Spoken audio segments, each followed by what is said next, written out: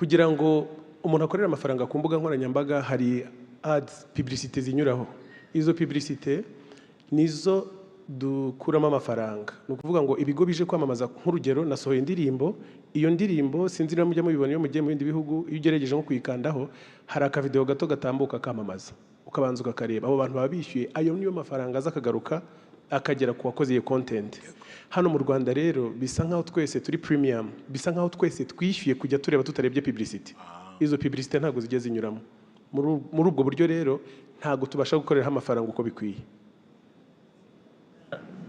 Yakemuka bite technically? Yes, Scovia yenda hari igitekerezo afite kuri ngingo. Murakoze nyakubahwa Perezida wa Repubulika, nanjye ndi umwe mu bazikeneye cyane.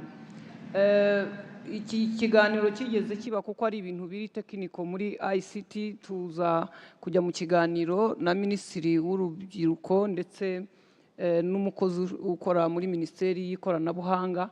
Hari ibyo batubwiraga biri tekiniko, niba Minisitiri yadufasha wenda gusobanura biri tekiniko muri ICT ngira ngo nibyo cyadufasha, ariko kugira ngo zijyemo hari twanasabaga bakatubwira ngo Google ivuga ko itaziduha cyangwa n'abandi, kubera ko mu Rwanda wenda abantu babikoresha ari bake cyangwa ari bake ari benshi cyangwa badakunda kwamamaza, ariko ads zishobora kuza. Niba ICT badufasha mu buryo buri tekiniko badufasha. Okay, abashinzwe IT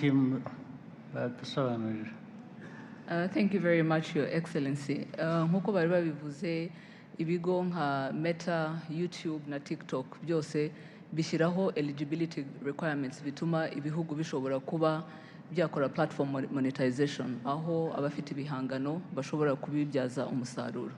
Bakurikiza ibintu bitatu. Icya mbere ni regulatory compliance, kandi ibyo twarabyujuje, nibyo bareba data protection, intellectual property na taxation, ibyo turabyujuje nk'igihugu.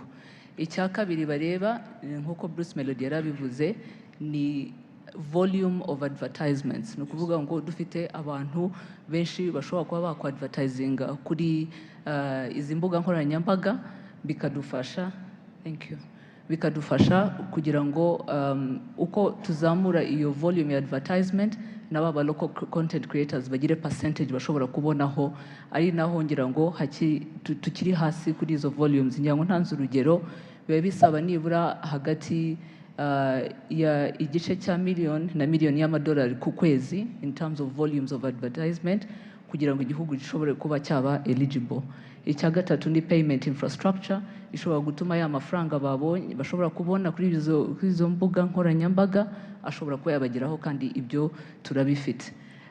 Ari ibyo bigo byose nkuko nabivuze twavuganye nabyo, ni ukuvuga ngo hariho ibintu bibiri aho batubwira ati turimo turabikora, bagenda banashyiraho ibihugu bitandukanye babyongera mu mubare w'ibihugu biri eligible, ariko bikanasaba ko natwe twashyiramo imbaraga kugira ngo the volumes of advertisement coming from our private sector and companies ishobore kuba yazamuka kugira ngo tube eligible. Murakoze. Yes, kubitureba twakora rero content creators bo bamaze kubimenya, bakomeje bagirana ibiganiro na companies. Ubu nizo dukeneye zamenya to mobilize. Twabikora, dukwiye kubikora. Yes, sir. Dukora iyo mobilization. Thank you, sir. Okay.